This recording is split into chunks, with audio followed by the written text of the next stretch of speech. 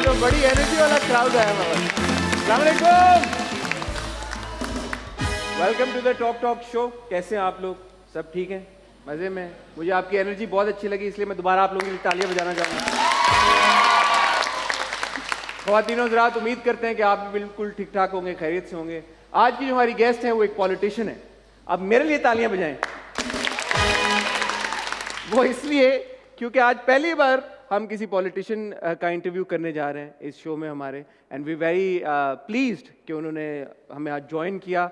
ये कोई आम पॉलिटिशियन नहीं है भाई, क्योंकि पॉलिटिशियंस के बारे में ज़्यादातर तो उनको तनकीद का निशाना बनाया जाता है, और जो पॉलिटिशियंस की जो पर्सनल ज़िंदगी होती है वो हमें उसमें एक्सेस ढूंढनी पड़ती है भाई, कि असल ज़िंदगी में क्या है, कैसे हैं, पता ही नहीं चल रहा।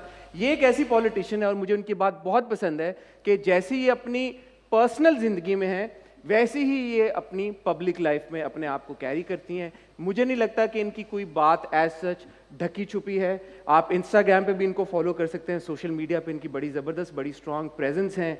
अक्सर अपनी लुक्स के हवाले से, अपने फैशन के हवाले से भी ख़बरों की जीनत बनती रहती हैं। तो बुलाने जा रहा हूँ आज, आपने तालियां ज़रा ज़ोर से बजानी है, क्योंकि हम चाहते हैं कि पॉलिटिशियंस इनकरेज हों और ज़्यादा से ज़्यादा पॉलिटिशियंस हमारे शो में आए। Ladies and gentleman, please give it up for doctor Sharmila Farooqui. अरे वाह, अस्सलाम वालेकुम, thank you and welcome, please have a seat. Thank you so much Sharmila ji. Sharmila ji कहूँ, डॉक्टर शर्मिला कहूँ, डॉक्टर शर्मिला तो नहीं, मतलब हाँ, looks too formal. हाँ, it's too formal and Yeah, I feels know. है कि मैं किसी एल्डरली खातून से बात कर रहा हूँ। I know. Sharmila is fine. That's fine. Thank you, Sharmila, for being on our show. Taaliyan, bhai. We're so happy that you're here because you're the Thank first you. politician I'm interviewing on camera. I know. मैं जब मुझे बुलाया गया show के लिए तो मैंने कहा मैं ज़रा गूगल करके देखूं कौन कौन से पॉलिटिशियंस गए, ताकि मुझे आइडिया हो जाए कि आप मुझसे क्या क्या बातें कर सकते हैं और कितना आप मुझे तंग कर सकते हैं। There was no तो आपको politician. क्या लगता है प्रेशर किसके ऊपर है, आपके ऊपर या मेरे ऊपर? आपके ऊपर। मेरे ऊपर। Tell me something. You never wanted to be a politician, is that right? It was And, never. It was never planned. It was never planned. Never. और जो आपकी पहली अपॉइंटमेंट थी वो भी apparently you were on a flight and when you landed somewhere you were told that you'd been appointed. Yes. So we had a meeting with President Zardari Saab, my father and I, and there उन्होंने कहा कि I would like to bring her into politics. उससे पहले जब मैं शहीद मोहतरमा बेनज़ीर भुट्टो साहिबा से मिली थी तो अपनी वालदा के Who साथ। told you that you must write? Yeah, she's the one.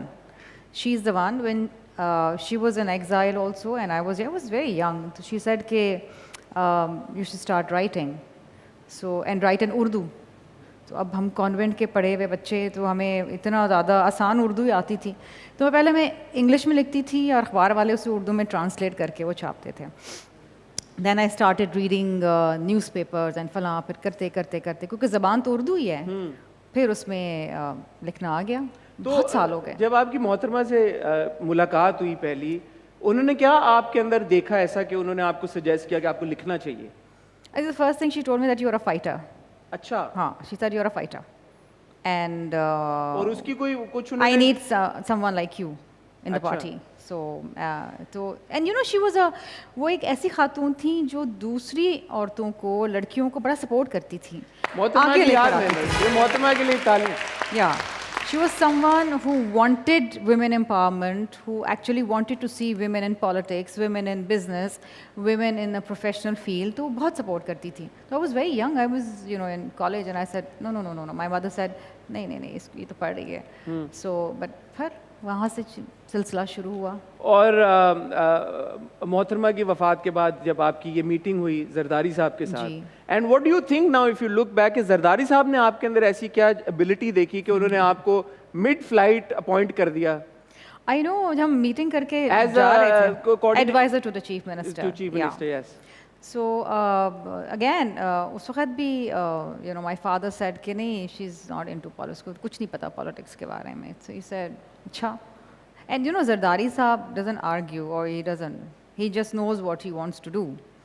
So by the time we landed, my father was getting congratulatory messages, और मेरी appointment हो चुकी थी, and here I am. Was that simple really? ये was that simple. But since आपका कोई inclination as such उस तरह से plan नहीं था politician बनने का, तो when you were thrown into the deep waters, आपने कैसे सीखी सियासत? You know, Hassan, to be very honest with you, मैंने बिल्कुल नहीं सीखी सियासत. I was thrown literally, like जिसे कहते हैं ना parachuted. I parachuted into politics.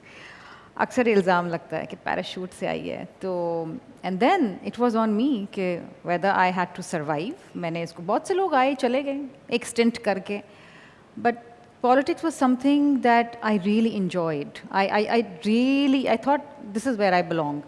और जब मैं कैबिनेट में आई तो सारे मेरे वालिद साहब की उम्र के उनके दोस्त वगैरह सारे. So I was one of the youngest, cabinet members. So everybody thought कि, she's here, सिफारिशी आ गई है और एक टर्म आज है कल तो इसने वैसे नहीं कर सकना. शुरू में people did not take me seriously. So, but then I worked. और मैंने इसलिए वर्क नहीं किया कि मैं चाहती थी कि मैं यहाँ रहूँ या मैं एक जगह बनाना चाहती थी. I just instinctively took to politics. Helping people, being where I was supposed to be, बम धमाका होता था, मैं पहुंच जाती थी अस्पताल. It was just something that I wanted to do. And that is how it all started. अच्छा, हम जब because यहाँ पे बहुत सारी actresses आती हैं और उनसे बात होती है तो the challenges women faced in almost every field. Yes. And not just in Pakistan, but of course internationally as well, globally. अब बाहर के मुल्कों में थोड़ा सा बेहतर हो गया, but पाकिस्तान में अभी भी हम कुछ पीछे हैं. As a female politician, as a female worker of a political party, किस तरह के challenges आपने initially face किए, किस तरह के comments मैं चाहूँगा अगर आपको आप share करना चाहें तो exactly क्या सुना आपने, किस तरह के तनकीद का निशाना बनाया जाता है ख़वातीन को ताकि अगर कोई और लड़कियाँ politics में आना चाहती हैं वो encouragement लें आपसे. देखिए जी, किसी भी शोबे में जब कोई औरत आती है तो पहले तो उसको सीरियसली लिया नहीं जाता. ये कुछ अरसे के लिए शादी हो जाएगी, चली जाएगी, बच्चे हो जाएंगे, काम नहीं कर सकेगी.